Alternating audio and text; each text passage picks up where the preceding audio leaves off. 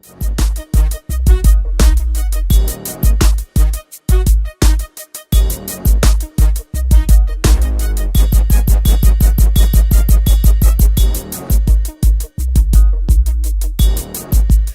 and welcome to Mind Body Wellness Podcast. I'm Lisa Bass Cooper, your host and founder of Holistic Homes. We're a supportive housing and mind body wellness nonprofit based in Washington, D.C. and Prince George's County. This podcast explores innovative approaches to mental health treatment and paths to recovery. We launched this podcast this spring during Mental Health Awareness Month with the intent to focus on the well-being of our family members and friends who live with mental health conditions every day. I'm pleased to introduce our guest for this podcast, Mr. Pope. He is the CEO of Health Fitness Wealth Business. It's a personal training enterprise based in Corpus Christi, Texas. Clifton, welcome to Mind Body Wellness Podcast. Thank you for having me as a guest on the Mind, Body, and Wellness Podcast, Lisa. I'm truly honored and humbled to be here. Great. And Clifton, I'd like to start our discussion with how we met. You know, it's been almost a year since we had that chance encounter in Washington during the U.S. Black Chamber of Commerce Conference.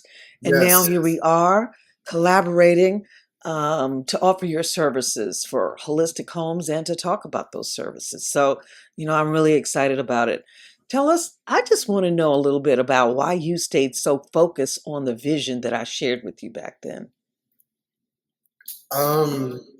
That's a great question. It's crazy how time flies, first and foremost, Lisa, because you are right. I mean, it's been just about almost a year this month here in July where we met at the USBC National Convention. When we had that instant interconnection as far as just, introducing ourselves as far as what we do and stuff. And then something about it to where it was like, I knew in some form of capacity when we connected, we were going to eventually see each other down the line as far as us showing a desire to want to work with each other, just as far as for something that's bigger than the both of us, as far as putting both of our skills, gifts, and talents together. And here we are just encouraging the message of just the mind, the body, and the spirit connection. And just to break it down a little bit deeper, Lisa, it's more of like how to eat properly, how to move properly, and how to overall just be healthy properly as far as just the physical overall well-being, of course. But it's deeper than that when you look at it from the mental, when you look at it from the emotional, when you look at it from the spiritual perspective. That's where the whole concept of self-care comes into display. I usually like to practice, or what made me want to start practicing this a little bit more was the pandemic. Just like it made me realize more than anything at that particular time that I needed to find moments throughout the day where I needed to take care of myself and just make sure I was good from within. That way I could take on the outside world and the outside forces and stuff like that nature, because I'd rather be at peace within myself, Lisa, and go to war with the world than be at peace with the world and go into war with myself. Which is why when I look at it from that perspective, that's where I tie the knot on, hey, the importance of self-care. One thing that also tied me into going into that direction a little bit more was reading the very popular book that most entrepreneurs and business owners should read, which is called The Miracle Morning by Al Harad. I don't know if you've heard of that book or not, Lisa. If not, definitely check it out. I encourage everybody to read it. It's definitely on my 10 books that I would definitely recommend everybody to read, just from how it influenced me, how it impacted me, how it helped me change my sense of direction on where I needed to go and where I needed to be, as far as just understanding the importance of not only just exercising, not only just all that stuff, but just, finding time to read you read like a self-help or personal development type of book, something that you could learn something and gain knowledge from. There's so many classic books you can read, like from the 7 Habits of Highly Effective People, Rich Dad, Poor Dad, Think and Grow Rich, The Art of War. I'm just throwing out books that are in my personal library that impacted me. Finding time to like journal and just write down, of course, your thoughts, your emotions, what your goals are, for example. But most importantly, writing down the 5 things that you're the most grateful for off the top of your head. Of course, for example, for me, the first thing I write down every single day, Lisa, I thank God that I'm able to wake up and see another day. First thing I write down automatically off the bat every single day, regardless of what day it is. And then just finding time to just create like more positive sense of affirmations, positive sense of like simple phrases you can tell yourself, just as far as just, creating more of like a manifestation of positive, peaceful, and loving energy that you can manifest from the universe, from within yourself, that shifts your whole paradigm to where you're telling yourself, for example, I am healthy, I am rich, I am wealthy, I am prosperous, I am abundant. Just saying those 5 simple affirmations alone, Lisa, and visualizing what that means to you and what the end game is to that for you, that allows you to create something as far as not only translating it from the mental where it originally starts, but bringing it out to the physical form. And that kind of ties in, Lisa, ironically enough, to the moment of silence, to where you pray about these things, you meditate about these things, and at the same time, you really tune into the power of your breath. Just simple 3-second inhale, holding your breath for 3 seconds, and then slowly exhaling for 3 seconds. Just doing that in a calm, cool, collective, repeated cycle to where it turns into a pattern, to where it turns into a wave of rhythm that you could ride from within that moment of silence, to where you're, of course, in that form of prayer, in that form of meditation, and just visualizing the positive thoughts, visualizing, of course, the picture that you're trying to paint from within to where you could bring within the physical form. And to summarize all that up, Lisa, and to bring it back around, it's like we're all just trying to begin with the end in mind. What is your end game? What are you doing this for?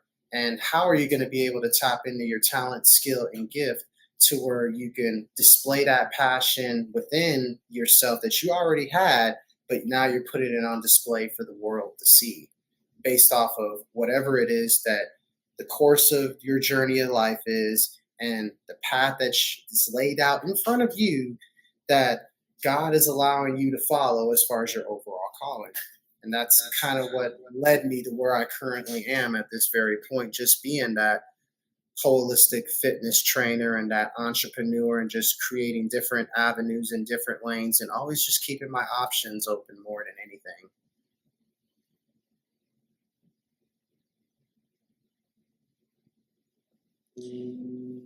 I have a little background noise, so we might have to do this again, but I'd like you to tell us a little bit about your transition from the pharmaceutical industry to personal fitness. My personal transition within pharmaceutical to personal fitness. The fitness side, Lisa, has always been within me ever since I was a little kid, just growing up with my mom being a nurse. So I kind of was already having a taste of the conventional medicine side, with my mom being a nurse, having to go with her at times to the hospitals, being exposed to that environment at an early age growing up. Factoring that in with my dad being a teacher and a coach, coaching football, basketball, track in middle school when I was a little kid, and going within different school districts, doing all of that at different times. I've always had kind of like the best of both worlds to an extent, as far as seeing like the healthcare, medical, conventional side, and at the same time the physical education and the education aspect of just teaching and providing information, knowledge, and resources, which kind of brought it all back around together to where it allowed me to, of course, establish health, fitness, wealth, business overall during the pandemic. And it kind of led me at the time growing up to where I did, of course, graduated from Moody High School, born and raised in Corpus Christi, Texas, my whole entire life. Then, Of course, growing up with my mom and my dad, my mom being a nurse, my dad being a teacher and a coach, my dad always instilled the importance of me just always exercising, always eating right, and always getting an adequate amount of sleep. Two out of the three I do very well. Still working on the consistency with the adequate amount of sleep, but with this fast paced world that never stops, and then your mind doesn't stop on top of that, it's a little bit of a challenge. Doable, but a challenge. But he instilled on me those three things, and I took those three things whenever he would throw me in all these different kind of sports growing up as a kid. Your parents showing your kids different kind of sports, seeing which one you stick to the most, and then building something out of it. I used to play football, basketball, baseball, did martial arts, tried golf, tennis, all those things. Stuck to basketball the most. So when I was a little kid, played basketball all the way up to high school. Graduated Moody High School in 2010. Then I transitioned to going into Del Mar College, where I decided to try both of my parents' career choices to see if that would fit me, to maybe follow their path. But then I realized nursing at the time was a little bit too challenging, and I wasn't in the right mental space to be able to take that on, so that didn't work. Same thing with the kinesiology aspect for my dad being a teacher and a coach. Again, mental space, a lot of factors into it. I was just at the time growing up hanging out with the wrong crowd, people I shouldn't have been hanging out with, partying more than I should have, going through that phase, and just all these different transitions throughout life, which allowed me not to be in that mental space at that particular time to where I can be able to accomplish that. But I was able to kind of maneuver my way out of it, transitioning, working from different job to different job to different job, because I was at the Del Mar Community College from 2011 to 2014, trying to go back and forth between those majors that with my mom and dad, trying to figure myself out. Then I just decided, you know what? I'm gonna just drop out. I'm gonna work. I'm gonna, of course, save up some money to where I can get my own place, that kind of stuff, and figure myself out from there. And then having a conversation, Lisa, with my mom, she kind of pondered the idea of, hey, you should go to this vocational school called Southern Career Institutes and try to do a 9-month certification program to become a pharmacy technician. At the time, I was working for a delivery service company, and again, I had it on the back of my mind at the time, Lisa, but I was like, I'll figure this out. But then few months went on, then I decided to take my mom up on her offer, signed up, did the 9-month program at Southern Career Institute here in Corpus Christi, Texas, to where I got certified as a pharmacy technician because I wanted to understand the conventional medicine side of things and how it benefited the overall health and all that stuff. And that kind of drew my passion and kind of on top of what I was already doing before I even knew it.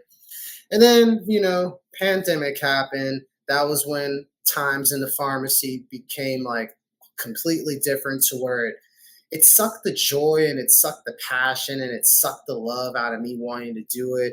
And at the same time, I wanted to take on more of a hands-on approach because I was tired of seeing patients coming from doctor's visits, coming from the hospital, back and forth with the insurance companies and all that stuff. They're already stressed out mentally, emotionally, drained as it is, full of anxiety, full of potential depression, all those things we hear about and stuff. And then I wanted to take on like more of a hands-on approach as far as introducing them more to the holistic side, introducing them more into the natural remedy side. Basically taking them back in time to how the Native Americans used to take care of themselves way back when, and just remind them, hey, those methods are still available to where we can take control of our overall health ourselves, to where we can give the doctors and nurses a little bit of a break because they deal with enough as it is. They're dealing with life or death situations around the clock. I mean, I think we could take it upon ourselves, Lisa, in all honesty, to take care of like a dry cough or a sore throat or cold or flu-like symptoms with natural remedies that are available and always been around, and last time I checked, aren't going anywhere anytime soon. And it's that allowed me to, of course, mentally and spiritually, of course, praying to God about this, just build the path that I'm currently on to where it's like, you know what? I'm going to take matters into my own hands, show people the way as far as the natural, holistic, natural remedy path, and create like a transformation program out of this based off of overall, ironically enough, like my dad teaching and coaching as far as just the importance of just healthier habits, creating generational health, breaking those generational curses as far as just because your dad or your grandfather had diabetes doesn't mean you have to be the next one. You could be the person that breaks that generational curse by just learning how to take care of yourself as far as just getting back to the basics, eating right, exercising, getting an adequate amount of sleep, hydrating yourself, most importantly, making time to just think and breathe and just remove yourself from your thoughts, ego, and your emotions every now and then, just so you can watch it pass and go and realize that it's still there, but you can detach yourself from that at any time versus remaining attached to it. No, I think that makes a lot of sense, a whole lot of sense. You brought up one thing that I think is really interesting, and that kind of has to do with the breathing helping the mind. How Mhm, do you think the breathing exercises that we hope you'll be doing soon for Holistic Homes in our mhm. community, how does breathing help the mind in your view? The power of the breath is the once you master the breath, Lisa, you basically master the mind. That's that's just a simple practice that's been taught in meditation for quite some time. It's just realizing that the breath is kind of like the engine which allows you to kind of like tune into your mind a little bit, because if you notice, whenever we get ready to breathe, Lisa, there's like a certain feeling and a certain sensation from within to where it like, if you feel like a signal's being received to your brain to where it's like, okay, I think he's getting ready to breathe in, we've got to tell the whole body to calm itself down a little bit, so it's like the moment you start breathing, I feel like the oxygen just flows all the way up to all sections of your brain, all through your lungs, throughout your whole entire body. And then as you exhale, and it's like that, the power of that breath, it's kind of like your brain floats up and then it kind of floats back down in like a calm, cool place. And it kind of like attaches itself back in calmly, loosely, and kind of like screws up the screws a little bit from within, like nice and slow. But I feel like when it comes to the breath, once you master the power of just breathing at a calm, cool, collected pace, at a rest and digested pace versus a fight or flight state that we're all accustomed to at times with the way the world is on a regular basis, we'll basically be more in tune with, of course, training our mind and having control over our mind to where we're always calm, cool, and collective, Lisa, but most importantly, we're focused, we're determined, but at the same time, we're locked in to that power that we have from within, and we empower ourselves within our mind because we already believe within our mind that we can accomplish this. So once we train our mind to do that based off of just mastering the simple power of the breath, which masters the mind, then before you know it, Lisa, your body follows suit. And it's like a vibration and it's like a frequency from the oxygen flowing in, and then of course carbon dioxide flowing out, and vice versa. No, that makes a lot of sense. I also want to get your thoughts on um, whether you think Black men are taking better care of themselves now. And if so, are you seeing that occur in your community? Do you see differences between generations with that? What's your take on it? It's interesting from a generation standpoint because for me, it's like from what I see, black men, we have the potential. We have a we've come a long way. Don't get me wrong, Lisa, but at the same time, we have a long way to go as far as just taking the necessary steps to where we can again goes back to breaking those generational curses of those pre-existing health conditions and stuff. For instance, when it comes to us black men, we suffer the most from anything diabetes, because of look at where we are here in Corpus Christi, Texas. Diabetes is a main thing. I can't count how many patients who I've seen who were African American who are coming in picking up their metformin prescriptions, relying on the insulins of the world. So it's like that told me when I was working in the pharmacy, as black men, we have a problem with diabetes. We have a problem with high blood pressure. We have a problem with high cholesterol. And at times, to be honest, Lisa, we even have problems with obesity, which is unfortunate. And it's funny how I mentioned those four in particular, because that's what I've noticed the most as far as what affects black men the most. And those are all just basic signs of what insulin resistance is. And it's that's the main thing that is affecting black men the most, as far as just from like the previous generation before myself, from what I've noticed. As far as from my generation, from what I could see, it's kind of like in between, as far as 50-50. There's 50% who are suffering from the previous generation, but at the same time, there's that other 50% that are at least aware and they're conscious of their overall health, to where they're taking on the initiative, to where they do want to, of course, better their overall physical, overall well-being, and just really focus on just getting themselves in tune and just being able to rise above from all those generational curses that tend to hold us back as black men in this society that we live in called America and stuff.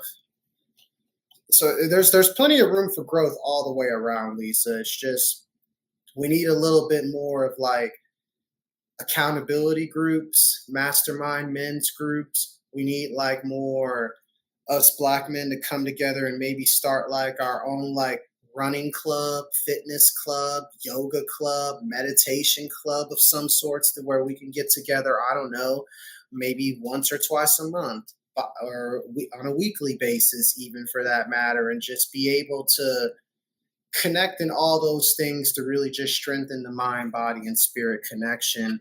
But I feel like we just need to come together in the form of just respecting what we've been through previously before within our overall battle, and just coming together to where we can put our differences aside and turn our weaknesses into strengths together and create a revolution within that. No, and I think you mentioned that to me before. You were involved in that kind of gathering of men, shall we say, the fraternity of men. You know, you do have black fraternities, but not all black men are members of black fraternities. And so, Mhm. you know, there are other groups and reasons why men come together and are coming together more. Can you talk about some of the programs you've been exposed to? In regards to just the black fraternity groups. Yes, or not fraternity, formal fraternities, but just men's wellness groups and Oh yeah, men's groups in general. I could tell you in one in particular that sticks out to me, and I want to give a special shout out to this individual who introduced me to one of these particular groups. His name is Omar Davis. He is the owner and founder of a overall mental health organization called Crash Bell, where it specializes in basically medical massage therapy, meditation practices, the whole nine yards as far as the mind, body, spirit connection.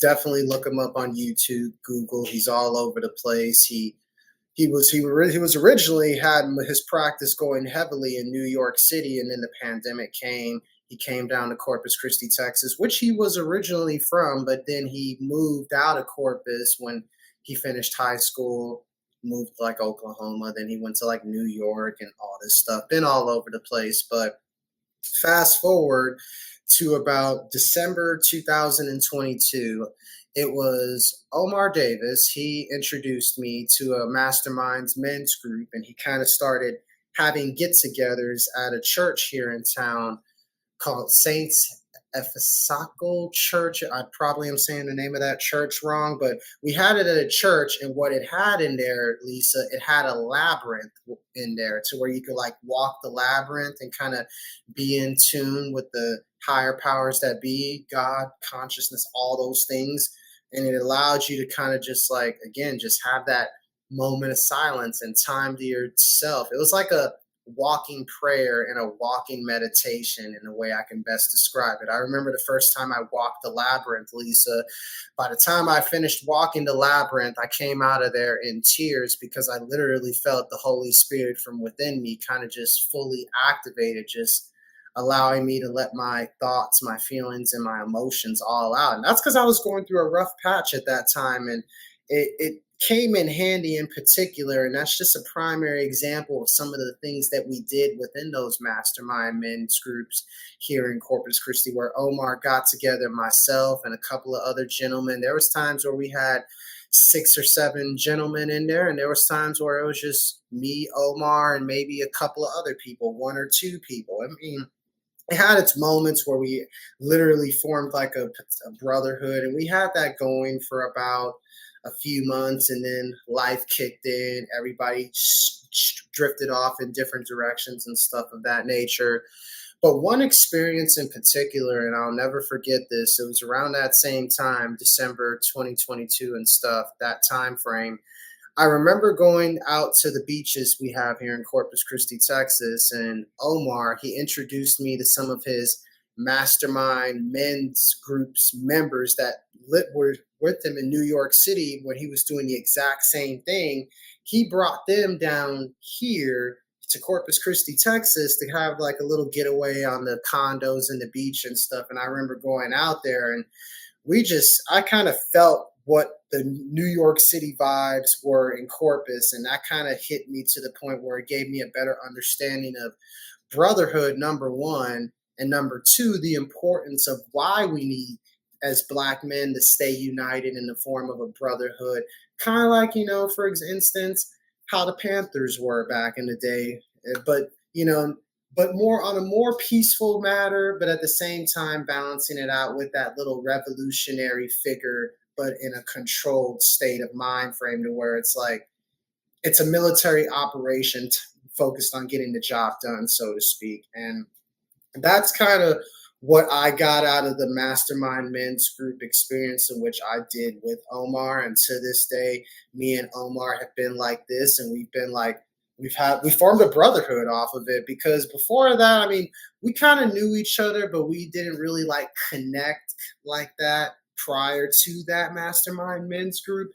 So for anyone who's listening in particular and who's wondering if a men's group or a mastermind men's group won't do anything and won't make a difference, I would definitely reconsider it, and I would definitely approach it more with an open mind and just give it a shot. Try it out. I mean, what do you have to lose? Us men, we need to be more in tune with the with the feminine side. I mean, last time I checked, Lisa, women have no problem tuning into the masculine side and matching that occasionally, but still be in tune with their feminine side, which makes them the woman that they are.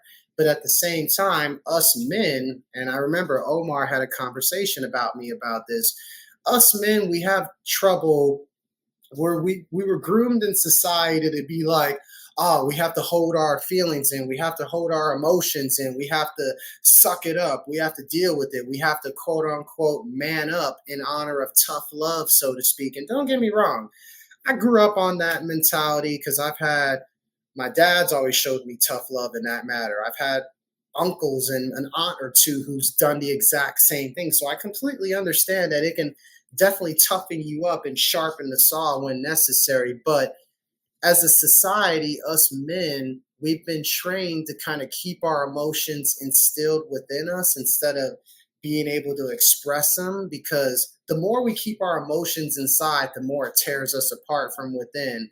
That's why growing up, my mom always used to tell me, don't be afraid to cry. Just let it all out whenever you feel like you're about to cry. Don't be ashamed of it. At the time, I was still stuck on that thought of society. I didn't want to do that. But then looking at it now, from a deeper perspective now, it's important for men and it's important for women to understand that the world is duality. You can't have one without the other. You have to have a perfect balance of the masculine and the feminine, because that's just how our brains are designed. The left side of the brain is known for logic. The right side of the brain is known for creativity. Men are known for their logic. Women are known for their creativity. And there you have it. You have the yin and the yang factor, and that kind of just ties into the world being about duality. You can't have one without the other. It's like, this is one of my favorite sayings, Lisa. You got to have a woman's touch in a man's world. Ah, I like that. I like that a lot. That's right. That's right. I That's think pretty that's much all that it boils down to at the end of the day when you analyze it and break it down and put the pieces of the puzzle back together, at least from my hmm own personal experience and research and going through life like everybody else does. right. And it's interesting because when you talk about, men taking better care of themselves too, when you have that discussion, I always marvel when I go to a nail shop Uh and I huh. see a man, and in the black community, obviously, you go to Getting a a name and see black pedicure. men getting their pedicures. And let me tell you, I mean, you'd have two, three men in there getting their pedicures, Right. and it always, and women talk about this, it always galls us that they always get more time than the women, Right. right? Like the practitioners, the technicians, nail technicians always seem to know that the man needs a little more touch therapy, right? Mm-hmm. Because they know that when they come in, it's probably a rare thing. I mean, there may be more men that understand that this is a good feeling to have your feet massaged, right? Yeah. And its reflexology really helps the body in many many ways. And those men who are knowledgeable about that fact Mm-hmm. probably are in there on a schedule, right? Yeah. Um, and so, but you can see the calm in their faces Yep. as they're getting those pedicures. Right. No, it's because it's like I've only had probably myself, Lisa, probably like a pedicure twice, and I can attest to that. It was something that was well needed, and it comes down to just when it comes to like any kind of like self care moment, whether it's like pedicures, manicures, getting your hair done, getting like a massage just to relax and stuff. I feel like when it comes to those things, especially like in particular pedicures and manicures and deep tissue body massages of that nature, it's like I got a Swedish deep tissue massage about a couple of weeks ago from a therapist here in Corpus Christi, Texas, who was just trying to expand her business. And I remember her telling me in particular, massage needs to be a necessity versus a luxury. Hence, we need to incorporate this into our self-care practice to, of course, help our body heal, help our body recover, give our bones, our muscles, and all the connective tissue within the bones and muscles an opportunity to, relax, woosah. We got to loosen up a little bit, Lisa, from within instead of being so stiff and so tight all the time, you know? I That's kind of what I absolutely, got out of it. yeah, right. It's very true. And it's interesting that you say it should be a necessity and not a luxury. Obviously, our finances play a part, right? What we That's the prioritize. key. That's the key right there. Right. It's about the finances. I know that I think twice before I spend it on a massage, and I do look at it as a luxury. But I think that when you realize what it does for you, I mean, I think that I was going through some stresses um, earlier um, in the quarter, I would say. And I just decided that this was something that I needed to do. And Hmm. as we've been discussing, the massage was very therapeutic, and it really wasn't as expensive as I told myself and that massages can be, because they can run the gamut in terms of cost. But I found a place that was reasonable, and a very good masseuse, and she did a great job. But it lowered the anxiety level that I was experiencing at that time, right? And took the edge off whatever low grade depression that I might have been suffering, as someone with a lived experience. And so I just think that that is something that we really need to incorporate into our holistic homes program, mental health recovery program. The touch therapy is going to be critical. And I'm really looking for ways that, as you talked about forming groups where people run together, maybe we need to also advocate for touch therapy lessons. You can just do the hands and the feet in terms of reflexology, and do a lot of good. Um, I know Hmm. a naturalist, a natural healer, I guess you would call him, who taught me the pressure points for headaches. Oh And yeah. and it worked. I was surprised. I think we were on a train. He said, "Well, give me your hand." And at the time, I was thinking to myself, what does this man want my hand for on a train? I don't know him that well. But I experimented, and because my headache was really bad. So I gave him my Right. hand, and he pushed these pressure points. And lo and behold, I was impressed with the relief that I got. So I Hmm. think we really need to look at these modalities, and try to find ways that we can spread that Right. practice and these practices, so that we begin to create communities that are helping people with their stress levels. I agree. That's something that I feel like we need to do as far as just incorporating the importance of it, as far as just providing them the information, knowledges, and resources on how to do exactly that. It just comes down to just mastering, it's kind of like how I was trained as far as like within just the holistic fitness training world and everything. It's all about just satisfying your four doctors, and they call it. And I give credit to tremendously Paul Check and the Check Institute program as far as instilling the importance of those things, as far as just of course the movement factor, the quiet, the peace and quiet time, what makes you happy, the doctor happiness, and then obviously the nutrition factor. When you master all those four things together and do like constant assessments and evaluations on all those things to make sure that progress is made to where we're trending in the right direction, that is where we can tap into our full power as far as just accessing our mind on a regular basis naturally. Our body moves more naturally in a more primal pattern environment and a primal pattern setting. And at the same time, we're in tune with our overall spirit as we are engaging in our movement, as we are engaging in our thought powers to where it becomes it's like a spirit gym, so to speak. Absolutely. Absolutely.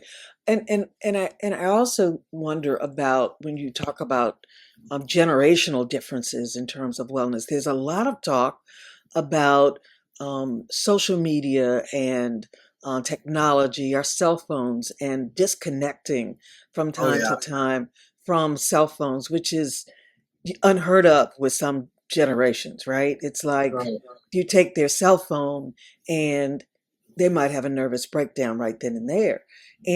And so, how do you begin to have those discussions about just some weaning from the technology? I mean, I certainly am a technologist and believe in technology, but I also understand that, too much of anything is never good.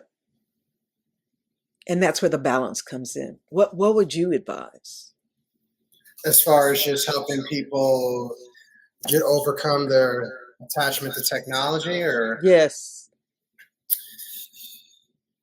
getting more in tune with nature, that's something that I myself am trying to work on doing a little bit more of, and at the same time, just having like sometimes what you need to do, Lisa, you just need to just go for a walk in your neighborhood and not worry about like responding to anybody, responding to any messages, responding to any calls. Just put your phone on like silence or do not disturb, and then just throw on like some relaxing classical jazz music maybe, or a podcast where you just look in some information and just go for a walk or something. Or you could even strip away the technology. You can just go for a walk without that and just listen to the environment around you, like listening to like the birds singing in the air, listen to the traffic, listen to the wind blows, and then you could tune in your breath work to the power of the wind blowing and stuff. And a very popular thing that I've been doing a lot lately, as far as getting more in tune with nature, you got to ground yourself within nature. You got to walk barefooted, for example, on the grass, and just sometimes what I like to do in the morning, Lisa, I like to like stand in the grass in my front or my backyard, and I just like to clench my toes into the grass, like if I'm hugging the grass with my Mm, toes, because the ground provides such an electric shock to where it vibrates from the bottom of your feet and it works its way up through the body to where you can feel that electrical circuit from within without obviously getting electrocuted, but you feel it as far as like the shock if you really pay attention to it from within. You just ground yourself in the grass. Just do that for like maybe 5, 10 minutes or so, like just walking around barefooted in the grass, just tune with your breath and tune with your thoughts and tune with whatever brings you a sense of peace from within. right, right, absolutely. Well, before we wrap up, we have started a tradition of the shout out segment. You've done some shout outs that are good, and obviously, we're going to include those in the show notes. So please send me those links as soon as you can. Yeah, for Um, sure.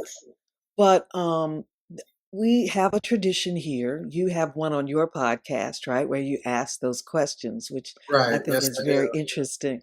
But we are choosing to shout out during this segment to recognize good works and progress in mental health Mhm. improvements.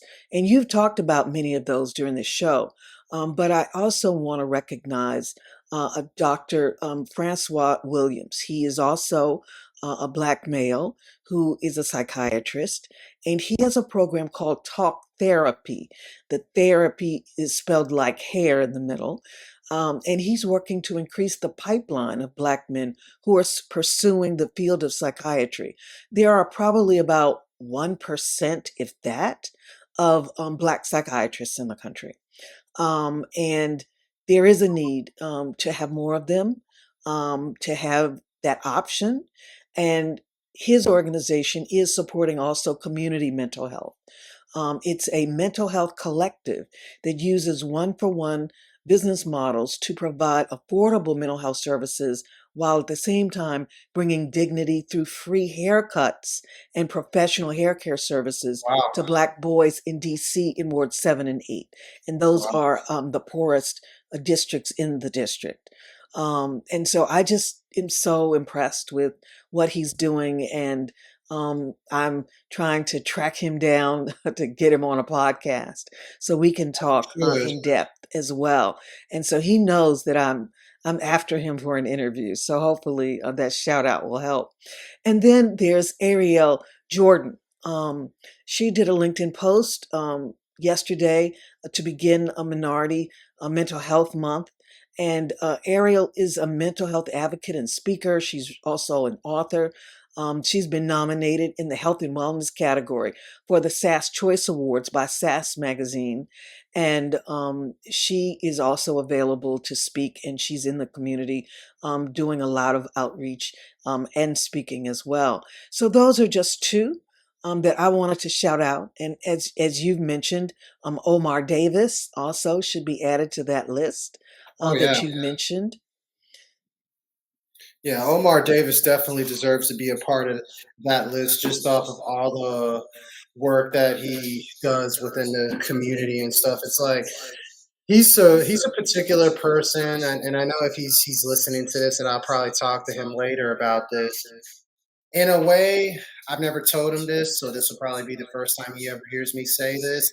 He's kind of been like a unofficial mentor to me, as well as being a great friend and a great brother to me, because he's really shown me the light as far as just the spiritual realm and just breaking it all down from all levels and all religions and just breaking it down from a sacred geometry standpoint. And I can go on and on about the conversations we had within that alone, where it just opened my eyes to where it's like everything's all connected to the same message.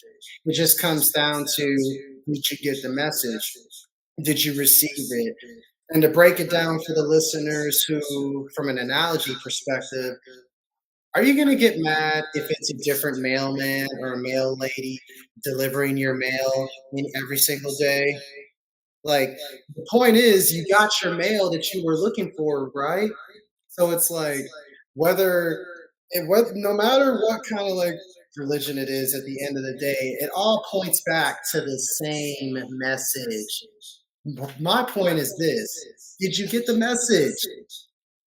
Did you get the message as far as it's time to take action? It's time to make a difference. It's time to make an impact. It's time to grow. It's time to evolve. It's time to elevate in all elements of life. I mean, what are you waiting for? If Lisa can do it, if I can do it, so can you. Excellent. Great close.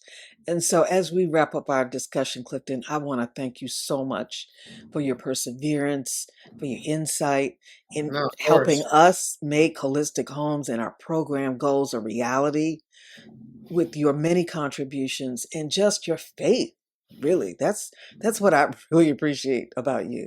Having that faith in what we're trying to do just means the world to me, and I can't thank you enough. And so, as we say to all of our guests, we wish you more power, more peace, and more blessings.